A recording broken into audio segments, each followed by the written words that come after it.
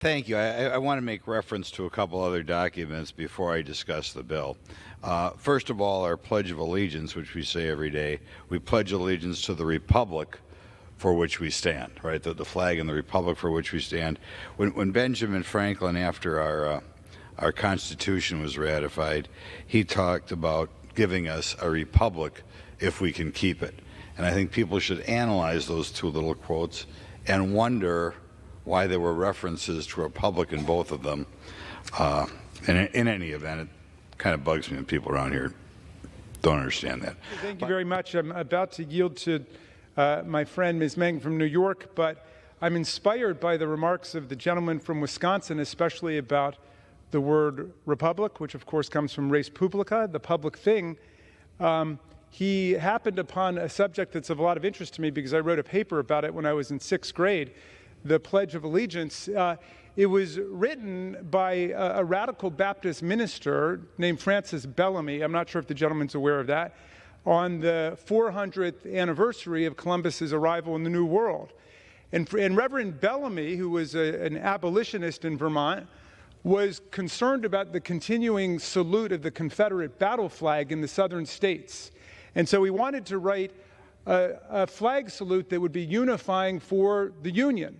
And he wrote, "I pledge allegiance to my flag of the United States of America and to the republic for which it stands, one nation with liberty and justice for all." And you notice what is not in there. He did not have "under God." That was added in 1954 by Congress, several weeks after the Supreme Court's decision in Brown versus Board of Education. But in any event, I'm not quite sure what the relevance is of the gentleman's invocation of the Republic or of Ben Franklin and the famous vignette about him saying, if you can keep it. Ben Franklin was, of course, a big supporter of immigration to the country, although he did display an anti-German bias in some of his writings. But I'll tell you a little story about Ben Franklin that might be of relevance to what the gentleman's talking about. Apparently, because I just did a tour in Philadelphia with the Ben Franklin people up there, and we learned this wonderful story. He made a loan to a friend of his for $100, and then he recorded in his diary that this gentleman he made a loan to for $100, Josiah, was always disappearing behind a tree or a building whenever Ben came along. And he finally caught up with him, and he said, "Josiah, you know, I loaned you $100, and I'm wondering, am I going to be able to get my principal back, or at least the interest?" And Josiah said, "Well, Ben, look, the $100 is well invested somewhere else, so you don't have to worry about that." And Franklin said, "Well, what about the interest?" He said, "Well, I forgot to tell you that it's against my religion to pay interest, so I can't pay you the interest." So Franklin said, "You mean to tell me it's against your principal to pay me the interest, and it's against your interest to pay me the principal?"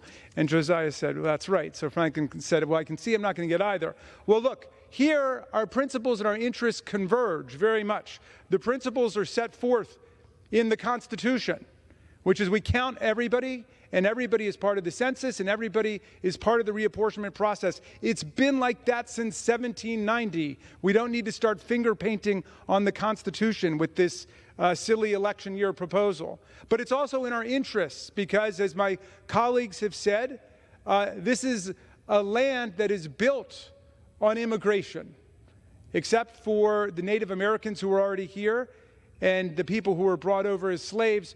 All of us are the descendants of immigrants to this country. Tom Paine said when he got to America in 1774, 2 years before the Revolution, he said, "This land, if it lives up to its principles, will become an asylum to humanity." Not an insane asylum, mind you.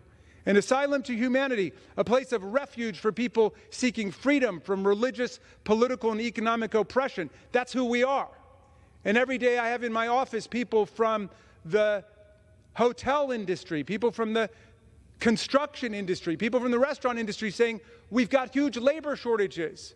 We need people in America. So I'm for a whole lot more lawful immigration to America, less unlawful immigration in America, like the deal that was worked out in the Senate that was rejected by the Republicans, and a lot less demagoguery about who we are as a country. because the census and reapportionment provisions in the 14th Amendment tell it all.